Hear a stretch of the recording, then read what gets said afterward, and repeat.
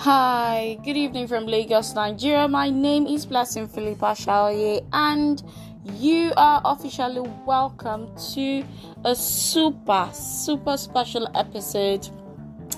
The reason why it's super special episode tonight is because today we are celebrating Intimate Talk with Blessing at 100. Let me explain. So today episode made it a total of 100 episodes that has been aired out. So I have given you 100 episodes. It calls for celebration. So that's the first thing we're celebrating, and the next thing we are going to be celebrating tonight is my white wedding anniversary. So last week was my traditional marriage anniversary, and today is the white wedding anniversary, November 27, 2021, where power changed hands, when I had to be under the protection of another person other than my dad. So first of all, I give God all the glory. I give God all the honor for making us to celebrate one good year. And I'm so excited, especially because I'm very excited because I don't need to write a whole lot of stuff on social media. I'm going to pour out everything here tonight. So that's why I want you to tune in. I just want you to stay with, because I'm going to take you all for a ride. So I also had a couple of questions that I wrote down that I would be answering. But before I dive into that, let me take you through what happened on my white wedding, right? Yeah. So first of all, I didn't plan to have any bridal shower, but my girls came through, and my husband, my dad, everybody showered. They made sure that I enjoyed myself. So I had a surprise bridal shower, and I don't even know why I didn't even suspect anything, because I had to leave for the wedding from my dad's house. I was thinking probably we were going to lodge close to the church, but my dad didn't agree. He said, no, I must leave from the house and all that. So the whole plan was for me to just stay at home, rest, lie down, and so the next day, I know the next day was going to be very tiring, because number one, where I wedded and where I stayed was quite far, and I just knew I needed some rest. So what happened was, my chief bridesmaid was with me, but she actually told me that her uncle sent down one errand like that. Somehow, I don't know, I just believe that. And the plan was that let me rest. So the earlier everybody left the house, the better for me, because I'll be sleeping. And then my makeup artist, my girl, came to tell me that my brother wants to take me out, since I was not going to have any bridal shower. That since I wasn't going to have any bridal shower, like, they just want to take me out for like suya. And I said, I really want to eat something that was going to upset my tummy like the next day, since where I'm going to was going to be very far and all that.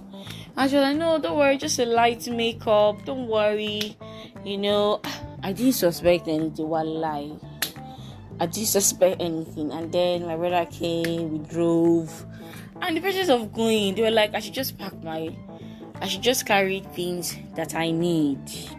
Like, I don't know. I don't even know. They just said I should just carry things I need. So I would just carry one bag like that. What was in it was just minor things.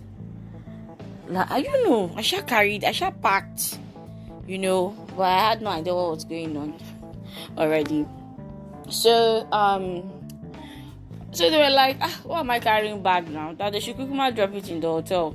That it's going to be safe there. That after the hotel, when we drop it there, they will come down. And then when we come down, we'll now go to where I will go and enjoy my life as a single lady. I was like, okay, no problem, my sisters. Oh no, my listeners. only for me to enter inside the room. And I saw all my girls, Geraldine, Blessing, Ghanaians.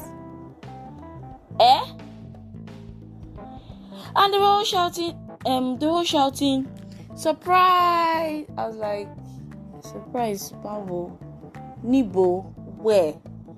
And it now dawned on me that, my goodness, what? You got what? So my sisters and my brothers, that's how I did my brother shower. The third brother shower that I did not plan, because me, I like to plan. Probably if I was involved, I would have said, no, let's do this, let's do that. They got everything for me. They should dress me up. Everything was not beginning to make sense.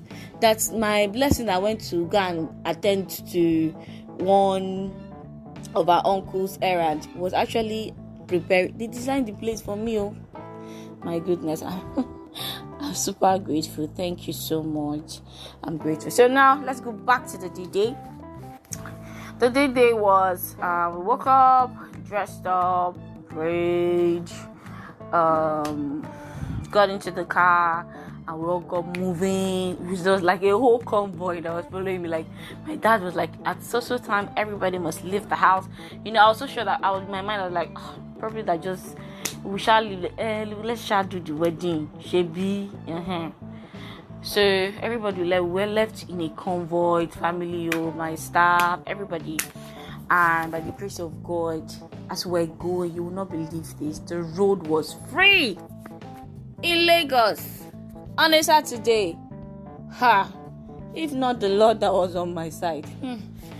Man, I didn't eat anything that morning because I didn't want to upset my stomach. But when we got to a minor traffic, I saw plantain chips on my bottle. I said, please, who has money there? Give me. I bought plantain chips to eat because I love plantain chips. So finally we got there at the wedding. We did the go, now. We waited for some people to come because the wedding started by 11 because the church had to do like a special prayer. They usually have that was like the last Saturday. So every last Saturday they do prayers by 9. So the members will have to come, and when they come, they have to go back and come back for the wedding. So I was there. We were there. All of us were all there waiting for the D-Day. And boom! Finally it started. And I was just hearing them singing, and all my heart, my soul, my body was like, oh, finally.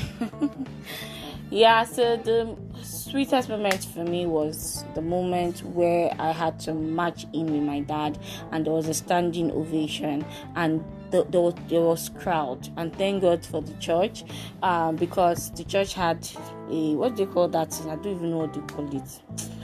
When your church have up for, I don't even know blow, but you have that way they used to sit down upstairs, and down, So the church was filled up and down, and everybody had to stand up. That was the moment. Like, it dawned on me, like, yeah, girl, you're gonna you're getting married, like, no going back, and that's it.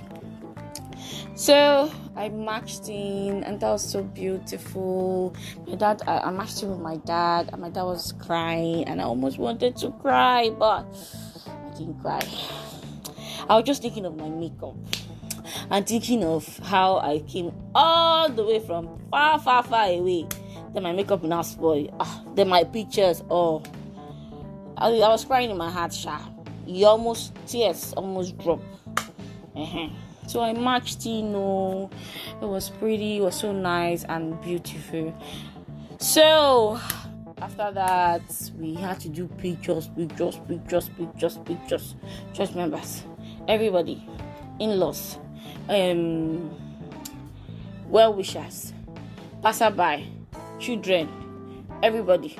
Picture. After picture, we went for our reception. In the reception, we danced. We entered inside. Well, I just thank God everything went well. And the sweetest part for me on that day was for everybody that came from my side. Everybody went back home safely. And The same way the road was free when I was going, when they were all coming back, the road was also free. I'm like, glory be to God. God, this can only be you. Because I was always praying for that day. Like, before then, I was praying for 20th, praying for 27th. I said, God, that like everything will go on fine. Everything will go on well, and at the end of the day, everything went on well. So it's been so amazing and all that. So that's the gist for what happened in our the whole wedding day. So I have a couple of questions, just three questions that I'll be giving a very short answer to. So the first question is, has marriage changed me? First of all, I don't want to be too diplomatic about the whole thing. I bet. Has it changed me? Just that you are now like, you're still you. You're still yourself. Just that you're no longer thinking of only yourself. You're not thinking of two people. Thinking of you and your husband. It's not like all this time when you be like, I'll just boil this and eat, or I'm just gonna sleep. But this one you be like, kilo fekje, what are you going to eat? Or what are we going to eat? And say, you do this, you do that, and all that. Though he has been helpful, but yeah, so that's how I feel marriage has changed. Although I have a very large heart on a normal day, but this one is like inside house.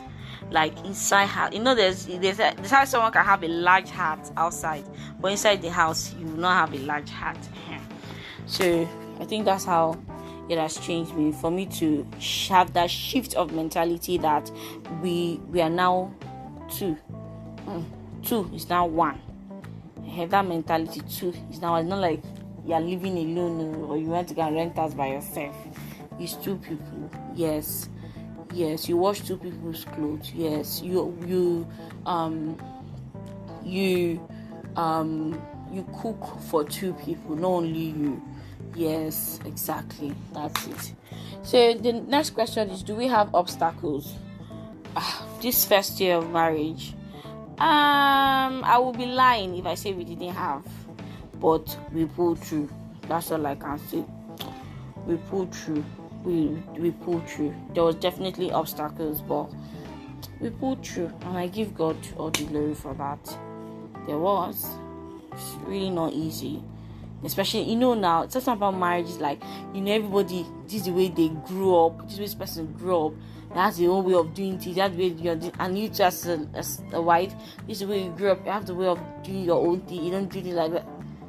At the end of the day, small of those things that you had the way of doing, we come inside the marriage, and when you not come inside the marriage, there will be a little clash, let me just put it that way. And when the clash, at the end of the day, you shall agree to disagree. Here you get, I'll leave it at that. And then the last question is one lesson I have learned. So what I'll be doing is that as per his 1 year anniversary, I'll just drop one advice. What do I know? So if we get to 2 years, by God's grace, I'll drop 2 advice. That's if I'm still doing podcast still. 3 years, we'll do 3 lessons. So for now, I'll just give you one lesson. The one lesson I know I've learned is that you are no longer one. You're two.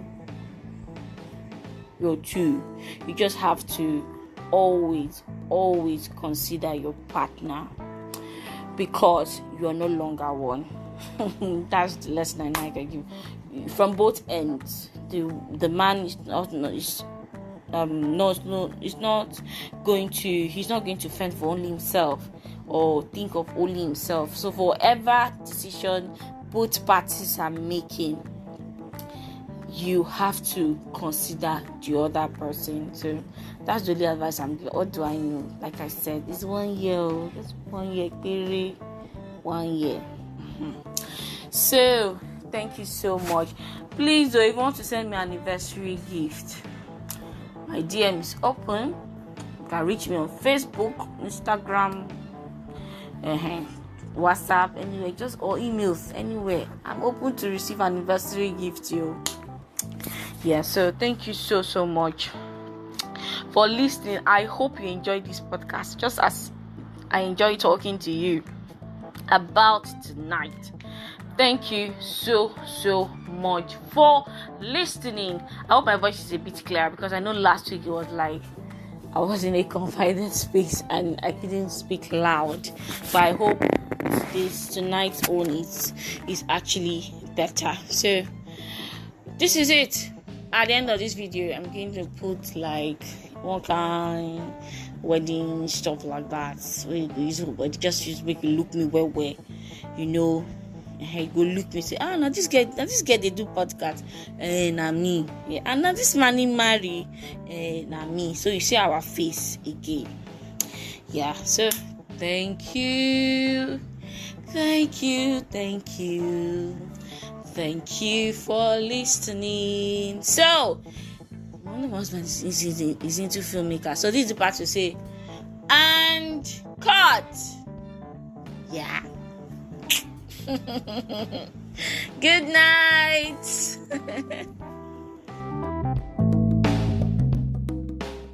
Will hold my hand. I will go the distance all the way for you. You know I can. People they ask me, say, waiting they make me smile. I tell the whole world, say, now you be my life. And if them argue, say, we no go last reach night.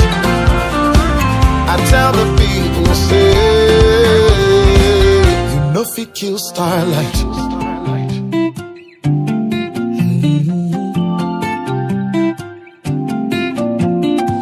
Them say my eye go clear.